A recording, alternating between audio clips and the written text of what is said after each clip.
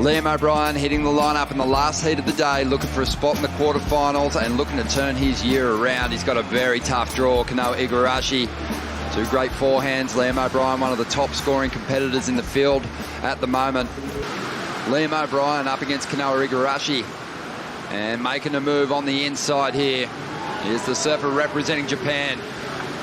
Puts the brakes on, stalls for the pit, gets some cover, gunning through it. And punches his way out. We've already seen some big scores in the previous heat for good barrel rides, and that was one of the deepest. And he lets the crowd know that he likes it. What a start for Igarashi. Not the clean one, but you can tell as he dropped in, this wave is bottoming out, Rick. Yeah, he just sets it up, kicks on the tail, does the stall. Now he puts on the gas, comes through this section here. Foamy little exit, and as you said, Bugs, it wasn't like the prettiest of barrels, but geez, he was locked in for a while. Gave the lip a cloud on the way out too.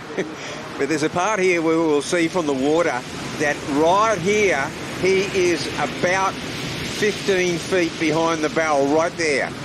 That is deep. That is 2 or 3 board lengths behind. Yep. Yeah, well, so technical. Yeah, he disappeared, and when you completely disappear from view, it means you are really locked in. You're at that very, very section of the wave where it's all turbulent and you're still just trying to keep that board locked into the wave face. Kanoa fights out, comes out well, and then, yeah, Ronnie, to your point, tags it, gets a little release, nice wrap. And has a look at one straight away to back it up. Liam O'Brien. Weren't justified for the waves that he was riding, that's all. Here we go, Kanoa. Big hit on the left to get started for Kanoa, who seems full of confidence at the moment. Has really thread the opening stages of this ride together beautifully. And there is a really solid start. Well, you got to say to Vaughan, you know, good luck at Burleigh. Have a look at how just precise these hits were and the momentum he carried throughout this ride. Oh, man, he is just so on point, this guy. Just that final manoeuvre, sitting on the tail of that thing. And here goes Liam outside, pulled into a nice throaty barrel, but that thing just closed out, didn't give him any exit whatsoever. But this is by far the best barrel. So deep, had multiple sections, and Liam read it to perfection. He really read it to perfection because he pumped to get into this first part. The next part went in slow-mo, Rick. Take us through it. Oh, you can just see he's locked in, that front arm just poised in front of him, pointing out towards the exit, the back arm dragging, controlling the speed like an accelerator, off the brake, on the accelerator, and then he just pops out.